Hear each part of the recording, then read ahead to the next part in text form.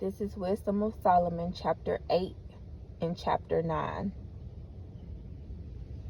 Wisdom reacheth from one end to another mightily, and sweetly does she order all things. I loved her, and sought her out from my youth. I desired to make her my spouse, and I was a lover of her beauty. In that she is conversant with Yahuwah, she magnified her nobility. Yea, the Lord of all things himself loved her. For she is privy to the mysteries of the knowledge of Yahuwah, and a lover of his works. If riches be a possession to be desired in this life, what is richer than wisdom, that worketh all things? And if prudence work, who of all that is a more cunning workman than she? And if a man love righteousness, her labors are virtues, for she teaches temperance and prudence, justice and fortitude, which are such things as men can have nothing more profitable in their life. If a man desires much experience, she knoweth things of old, and conjectureth aright what is to come. She knoweth the subtleties of speeches, and can expound dark sentences. She foreseeth signs and wonders, and the events of seasons and times. Therefore I purpose to take her to me to live with me, knowing that she would be a counselor of good things, and a comfort in cares and grief.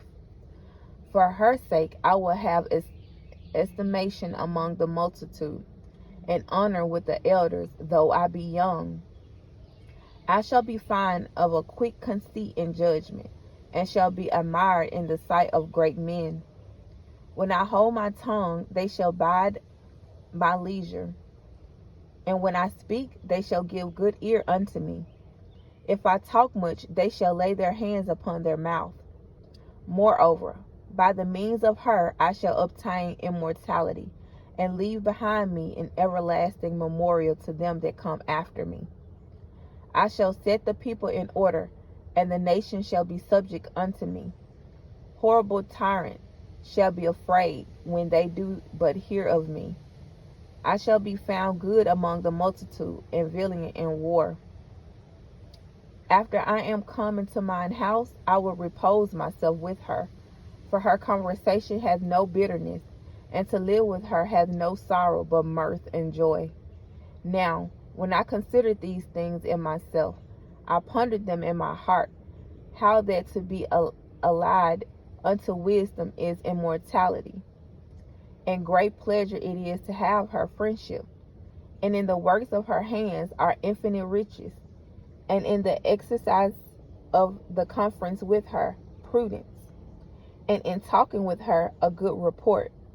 I went about seeking how to take her to me, for I was a witty child, and had a good spirit. Yea, rather, being good, I came into a body undefiled. Nevertheless, when I perceived that I could not otherwise obtain her, except Yahuwah gave her me, and that was a point of wisdom also, to know whose gift she was, I prayed unto Yahuwah, and besought him, and with my whole heart I said, chapter 9, O Yahuwah of my fathers, and Lord of mercy, who has made all things with thy word, and ordained man through thy wisdom, that he should have dominion over the creatures which thou hast made, and order the world according to equity and righteousness, and execute judgment with an upright heart. Give me wisdom that sitteth by thy throne, and reject me not from among thy children.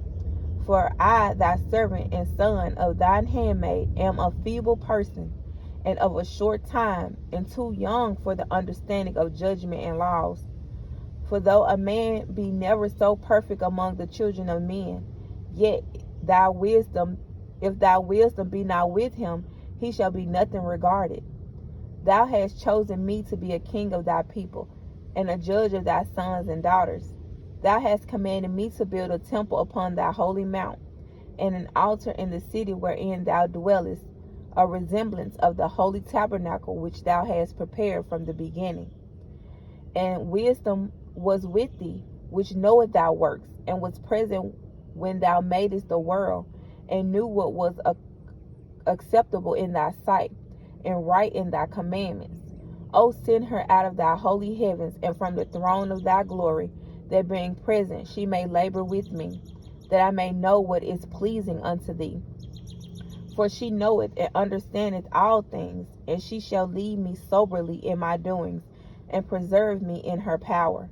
So shall my works be acceptable, and then shall I judge thy people righteously, and be worthy to sit in my Father's seat. For what man is he that can know the counsel of Yahuwah, or who can think what the will of the Lord is? For the thoughts of mortal men are miserable, and our devices are but uncertain. For the corruptible body presses down the soul, and the earthly tabernacle weigheth down the mind that museth upon many things. And hardly do we guess aright at things that are upon earth, and with labor do we find the things that are before us. But the things that are in heaven, who hath searched out? And thy counsel, who hath known, except thou givest wisdom, and send thy holy Ruach HaKodesh from above? For so the ways of them which live on the earth are reformed, and men are taught the things that are pleasing unto thee, and we were saved through wisdom. That was Wisdom of Solomon, chapter 8 and chapter 9.